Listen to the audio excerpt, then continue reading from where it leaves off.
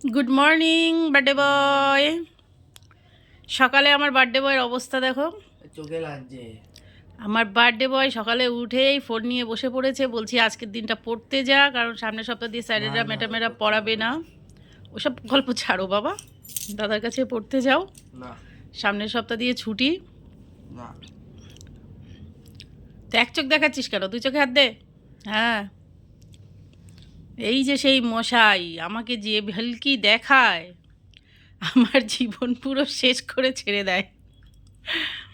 ভালো থাকো বাবা, সুস্থ থাকো, দেখি একটু মুখটা, বেঁচে থাকো, মানুষ হও। আর ওনার দাদা এখনও ওঠেনি, তিনি এখনও শয্যা ছাড়িনি। কিরে, উঠেছিস কি? কই একটু মুখটা দেখা, লজ্জা পাচ্ছিস? সকালবেলায় উঠেই ফোন নিয়ে বসেছে, পড়াশোনার নাম নেই। ওর 1 তারিখ থেকে পরীক্ষা,